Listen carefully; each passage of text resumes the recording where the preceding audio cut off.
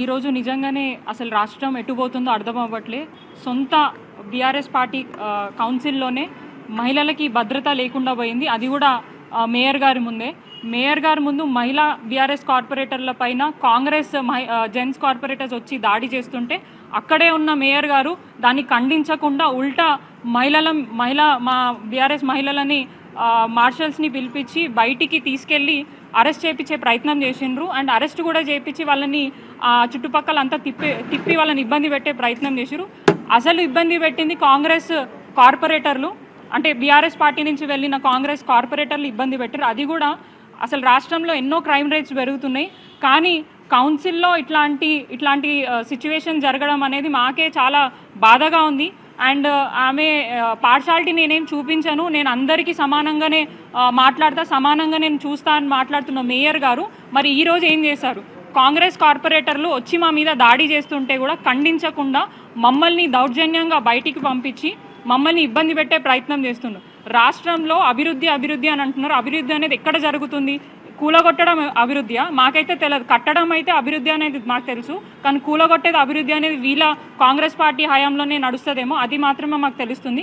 10 ఏళ్ళ కేసీఆర్ గారి పరిపాలనలో అన్ని వర్గాల వారు చాలా సంతోషంగా ఉండే, ఎటువంటి ఇబ్బందులు లేకుండా వాళ్ళు తెలంగాణ రాష్ట్రంలో మంచి పాలనని అందుకున్నారు.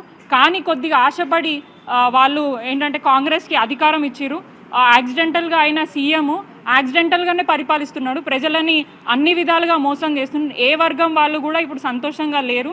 అండ్ ఈరోజు బడ్జెట్ గురించి మేము మాట్లాడడానికి మేము కూడా కౌన్సిల్లోకి వచ్చాము.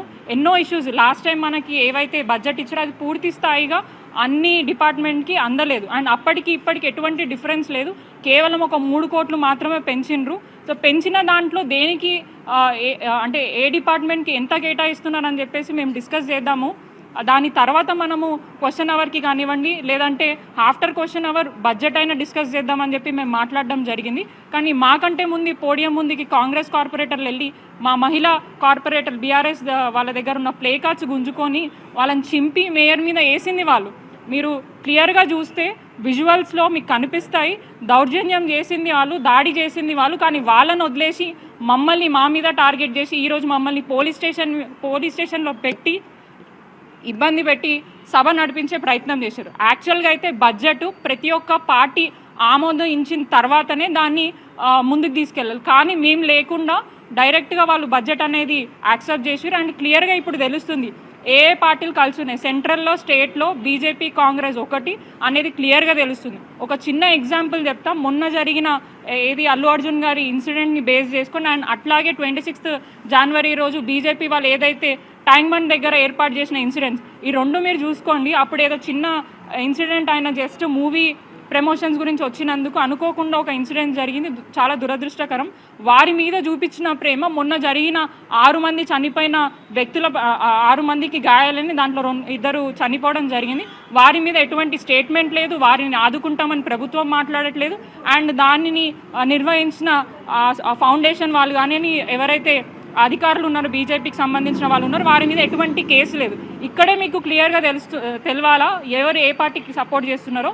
ఈరోజు కూడా బీజేపీ కార్పొరేటర్లు వచ్చి మమ్మల్ని రెచ్చగొట్టి ఇంకా అరవండి, మేయర్ మీద ఇంకా లొల్లి చేయండి, అట్లయితేనే ఆమె మాట్లాడుతుంది దిగి వస్తుందని చెప్పి మమ్మల్ని రెచ్చగొట్టి వాళ్ళు ఒక్కటయ్యి మమ్మల్ని బయటికి పంపించి ఇప్పుడు కౌన్సిల్లో కూర్చొని ఇష్యూస్ని డిస్కస్ చేయడం జరిగింది.